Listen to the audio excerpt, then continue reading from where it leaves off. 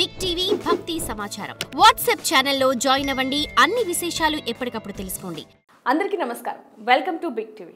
ఎన్నో ఆధ్యాత్మిక ప్రశ్నలకు సమాధానం చెప్పడానికి ఇప్పుడు మనతో పాటు ఆధ్యాత్మిక గురువులు, జ్యోతిష్య పండితులు, బ్రహ్మశ్రీ గుండెపూడి శివసుధీర్ శర్మ గురుగారు మనతో పాటు ఉన్నారు. ఆయనతో మాట్లాడి మరిన్ని వివరాలు తెలుసుకుందాం. నమస్కారం గురుగారు. శ్రీమాత్రే నమః. శ్రీ గురుభ్యో నమః. గురూజీ, ఈ రోజుల్లో మనం పొద్దున్న నుంచి రాత్రి వరకు కష్టపడుతున్నామంటే డబ్బు కోసం. కానీ ఎంత సంపాదించినా సరే చివరి రోజులు అంటే 1వ తారీఖు కానీ 30వ తారీఖు కానీ రూపాయి కూడా ఇంట్లో ఉండట్లేదు. అది ఎంతైనా సరే 50,000 లక్ష అయినా సరే రూపాయి కూడా ఇంట్లో ఉండట్లేదు అనేవారికి మీరు చెప్పే సమాధానం ఏంటి? ఒకటి చెప్తానన్నా, సంపాదన ఏమీ లేని రోజుల్లో కూడా సర్దుకుపోయినటువంటి రోజులు ఉన్నాయి. 100% ఉన్నప్పుడు ఆశలు పెరగకూడదు. సంపాదించాలన్న ఆశ పెరగవచ్చు, కానీ ఖర్చు పెట్టడం అనేది ఒక లిమిట్ అనేది ఉండాలి. అవునా? అనవసరమైన ఖర్చులు ఎక్కువ, టెంప్టింగ్. రోడ్డు మీద పోతున్నప్పుడు ఏది కనబడితే అది కొనాలనుకుంటే అనవసరం కదా. అది ఎంతవరకు పనిచేస్తుంది, ఎన్ని రోజులు, ఎంత ఖర్చు పెడుతున్నాం అనే ఒక ఆలోచన, కనీసం ఆలోచన ఉండాలి మనుషులకి. అసలు మనకెంత అవసరం ఉంటుందనేది చూడట్లేదు. అది ఉండదు, తీసుకొచ్చి ఇంట్లో పడేస్తాం.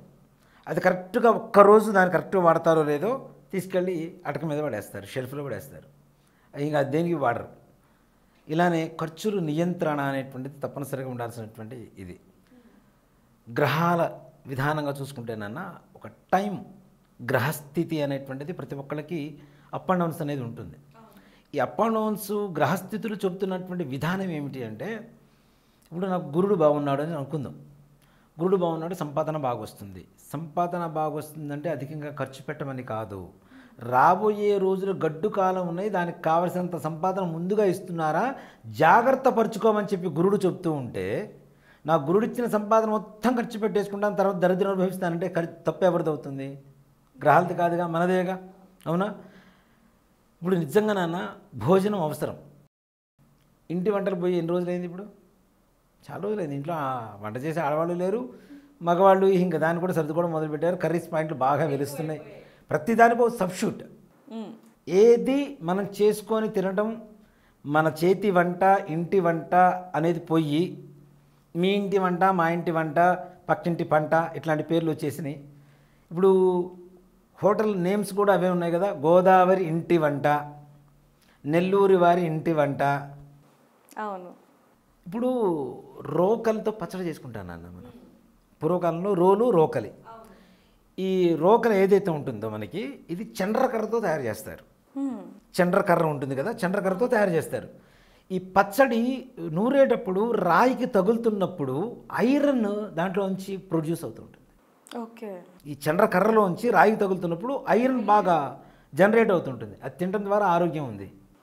ఇప్పుడు మిక్సీలు అదే రోటి పచ్చడి అని చెప్పి 200 రూపాయలు పెట్టి అమ్ముతుంటే మాత్రం తెచ్చుకొని ఒక పూటకి తింటారు. అవే రోలు, రోకలు ఇంట్లో ఉంటే బాగానే ఉంటుందిగా. అవునా? అదే లక్ష్మీప్రదం. లక్ష్మి ఇక్కడ హిందూ ధర్మం అనేది ఎంత గొప్పగా ఉంటుందో ఒక మాట చెప్తానన్న. ప్రపంచంలో ఏది పనికొచ్చినా దాన్ని దైవంగా ఆరాధించడమే హిందూ ధర్మం. అవును. గాలిస్తున్నటువంటి చెట్లు కావచ్చు, నీళ్ళు ఇస్తున్నటువంటి వర్షాలు కావచ్చు, మేఘాలు కావచ్చు, భూమిగా పంటలు ఇస్తున్నటువంటి భూమి కావచ్చు, ప్రతి ఒక్క దాన్ని కూడా. ఇప్పుడు ఇందాక రోలు, రోకలి, దాన్ని కూడా మనం ఏం చేస్తాం? పండుగ రోజుల్లో పసుపూసి బొట్లు పెడతాం. అంటే లక్ష్మీదేవి రూపంలో మనకి కదా. అంటే అది దాన్ని కాలుతో తనకూడదని కూడా మన వాళ్ళు అంటుంటారు, పొరపాటున ఎవరైనా తంతుంటే కూడాను. అంటే ఏంటి? అది కూడా హిందూ ధర్మంలో, అంటే మన జీవితంలో ఒక భాగం. మన జీవన విధానం, జీవితం గడపడానికి పనికొచ్చే ప్రతి ఒక్క వస్తువుని, ప్రతి ఒక్క ధర్మాన్ని పూజించడమే హిందూ ధర్మం. అలాంటిది ఇవన్నీ కొనుక్కోవడానికి కావాల్సినటువంటి లక్ష్మీదేవిని కూడా గౌరవించడం మన ధర్మమే కదా. ఒక చిన్న కథ చెప్తానన్న. ఒక నిరుపేద అమ్మవారు రాత్రి కూడా కల్లోకి వచ్చింది. లక్ష్మీ అమ్మవారు, రేపటి నుంచి నేను ఇంటికి వస్తున్నాను రా, నేను ఐశ్వర్యవంతులను చేస్తున్నాను అని చెప్పింది. మరి నాతో ఎప్పటి వరకు ఉంటావమ్మా అని అడిగింది. నీ కాలు నాకు తగలనంత వరకు నేను నీతో ఉంటాను అని చెప్పింది. మరుసటి రోజు నుంచి వాడు ఏదో మంచి వృద్ధిలోకి వచ్చేసాడు, కోట్లు సంపాదించేశాడు, అంతా బాగుంది. పెళ్ళైపోయింది, పిల్లలు పుట్టారు. పిల్లలు పుట్టిన తర్వాత కొంచెం వయసు అయిపోయిన తర్వాత, కొంచెం ఒక 40 ఏళ్ళు 50 ఏళ్ళు వచ్చిన తర్వాత కోటీశ్వరుడు అయిపోయాడు.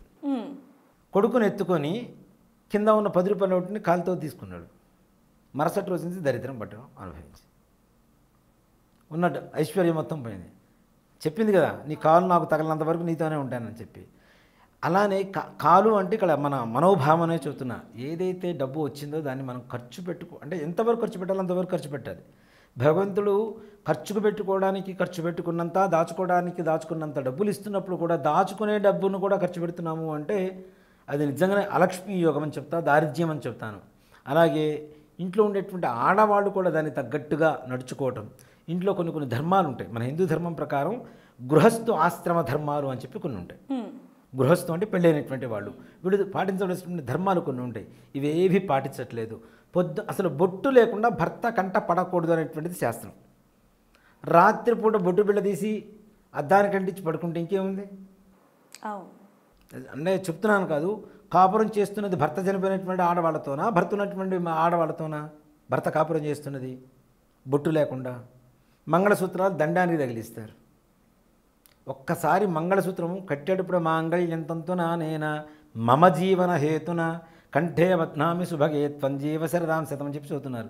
ఇది నాకు గుర్తుగా కడుతున్నాను, ఇది ఉన్నంతకాలం కూడా నువ్వు 100 ఏళ్ళు వర్ధిల్లు కాగా త్వంజీవ శరదాం శతం, 100 సంవత్సరాలు వర్ధిల్లు సుమంగళిగా అని చెప్తున్నాడు. దానికి గుర్తుగా ఉన్న తీసుకెళ్ళి మనం హ్యాంగ్ చేస్తాం. ఇప్పుడు ఆఫీసులకు వెళ్ళే వాళ్ళ కాళ్ళకి మెట్టెలు ఉండవు, మంగళసూత్రాలు ఉండవు, అవునా, బొట్టు ఉండదు. ఈ నిజంగా అనకూడదు కానీ స్టిక్కర్సు, దానివల్ల క్యాన్సర్లు వస్తున్నాయి మొత్తుకుంటున్నా సరే ఇంకా స్టిక్కర్స్ మీదనే ఆధారపడుతున్నారు. దాంట్లో కూడా రకరకాలు. పెళ్ళికి కళ్యాణం బొట్టు పెట్టుకోవడానికి కూడా అది కూడా స్టిక్కరే. అవును, కళ్యాణం బొట్టు చక్కగా తిలకాన్ని తీసుకోనో లేదంటే కుంకుమ నీళ్ళలో నానేసి చక్కగా తిలకం పెట్టుకుంటే బాగుంటుందని చెప్తూ ఉంటే అక్కడ యాక్టివేట్ అవుతుంది కదా. ఇక్కడ ఉండేటువంటి నాడి కుంకుమ పెట్టడం ద్వారా కుంకుమ కూడా ఎంతో తయారవుతుంది, మనకి అచ్చమైనటువంటి పసుపుతో తయారవుతుంది అసలైన కుంకుమ. దాని ద్వారా ఇక్కడ ఉండేటువంటిది 3వ నేత్రం ఏదైతే ఉంటుందో అది యాక్టివేట్ అవుతుంది కదా. ఇక్కడ ఇవన్నీ మనం ఏం పాటించకుండా ఇంట్లో లక్ష్మీదేవి ఉండాలి. ఇంకోటి కూడా చెప్తాను, ఈ నాకు సన్నివేశం వచ్చింది కాబట్టి చెప్తున్నాను.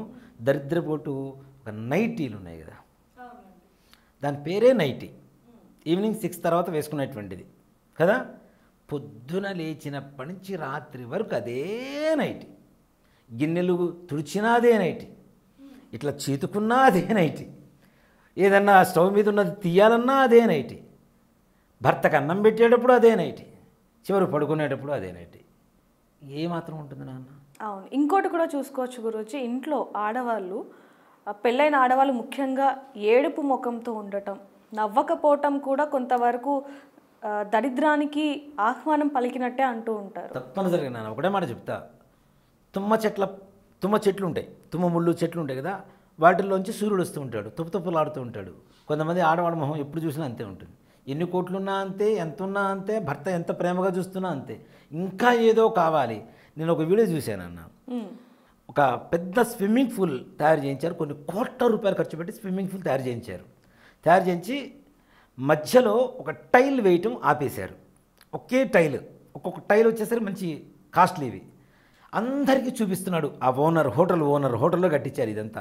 హోటల్ ఓనర్ చూపిస్తుంటే ఆ ఒక్క టైల్ అంటిస్తే బాగుండేది అని చెప్తున్నారు. ఇక్కడ లేని దానికోసం ఆరాటపడుతున్నారు కానీ ఉన్న టైల్స్ ఎవరు చుట్టాల. మన జీవితంలో కూడా అంతే. అలాంటి భావనే ఇప్పుడున్నటువంటి కొంతమంది ఆడవాళ్ళలో మగవాళ్ళు ఉండేటువంటి భావన. ఎంత ఉన్నా సంతృప్తి అనేటువంటిది ఉండాలి తప్పనిసరిగా. మనం ఎక్కడి నుంచి వచ్చాం, ఎంత స్థాయిలో ఉన్నాం, ఏం చేస్తున్నాం అనేటువంటిది మానసికమైనటువంటి సంతృప్తి లేకపోతే కష్టం. డబ్బు అదుపు చేసుకోవాలి అంటే ఏం చేస్తే బాగుంటుంది అంటే? నిజంగా చెప్పాలంటే నాన్న, డబ్బులు ఇంట్లో ఉండాలి తప్పనిసరిగా. మనకు కావాల్సినంత ఖర్చు పెట్టుకునే స్థాయి వరకు చూసుకొని మిగిలిన దాచుకునేటువంటి పరిస్థితి ఉండాలి అంటే సింపుల్ నాన్న. ఒక గ్రీన్ కలర్ క్లాత్ తీసుకోండి, ఒక 1/2 మీటర్. మన కాటన్ బ్లౌజ్ పీసెస్ అమ్ముతుంటారు కదా, కాటన్ క్లాత్ తీసుకోండి. దాంట్లో పచ్చకర్పూరం, లవంగాలు, ఇలాచి అంటే యాలుకలు, అలాగే జాజ్యకాయ, జాపత్రి, అలాగే కొద్దిగా కస్తూరి అని చెప్పి మనకు బయట అమ్ముతుంటారు. కస్తూరి, జవ్వాదు. ఇవి అమ్మవారి పటం ముందు చిన్న ప్లేట్ పెట్టండి. ప్లేట్లో ఈ బ్లౌజ్ పీస్ పెట్టండి. ఈ బ్లౌజ్ పీస్ మీద గంధంతో శ్రీ అని రాయండి. రాసి నేను చెప్పినటువంటి ద్రవ్యాలు మొత్తం దాంట్లో పెట్టి అమ్మవారి ముందు పెట్టి అమ్మవారికి ఒక అష్టోత్తరం, లక్ష్మీదేవి అష్టోత్తరం పూజ చేసుకొని చక్కగా మూట కట్టి దీనికి పైన మళ్ళీ గంధం పెట్టి కుంకుమ బొట్టు పెట్టి అగరబత్తీలు చూపించి ఇంట్లో డబ్బులు ఎక్కడ దాచుకుంటామో అక్కడ ఆ మూలలో బీరువాలో పెట్టండి. పెట్టి ప్రతిరోజు కూడా ఇది మంగళవారం రోజున చేయాలి. మరలా ఎప్పుడు చేయాలి ఇదంతా చెప్పలేదని చెప్తుంటారు, అడుగుతుంటారు. ముందుగానే చెప్తున్నా, మంగళవారం రోజున చేసి ఒక 11 రూపాయలు కూడా దాంట్లో పెట్టేసి రూపాయి బిళ్ళలు పెట్టేసి మూట కట్టేసి లోపల పెట్టేసి రోజుకు ₹1 దాని చుట్టూ పేరుస్తూ రండి. రూపాయి నాణాలు ఉంటాయి కదా, పేరుస్తూ రండి. ఇంట్లో ఆ బీరువాలో పట్టనంత డబ్బును దాచుకునేంత పరిస్థితి వస్తుంది. అంటే ఎక్కడైతే ఈ మూట పెడతామో అక్కడ రోజుకు ₹1 పెడుతూ రావాలి. పెడుతూ ఒక్క 41 రోజు చేయండి. గ్యారంటీ లక్ష్మీదేవి పరిపూర్ణమైన అనుగ్రహం ఉంటుంది. ఎక్కడ సుమంగళి ద్రవ్యాలు ఉంటాయో, ఎక్కడ మంగళకరంగా ఉంటుందో, ఎక్కడ మంచి సువాసన వెదజల్లుతూ ఉంటుందో అక్కడ లక్ష్మీదేవి నివాసం ఉంటుంది. అవునా? ఇప్పుడు నేను చెప్పిన ద్రవ్యాలన్నీ కూడా ఒక్క చోట చేరితే వాటి రియాక్షన్ ఎలా ఉంటుంది అంటే అమితమైనటువంటి సువాసన భరితంగా ఉంటుంది.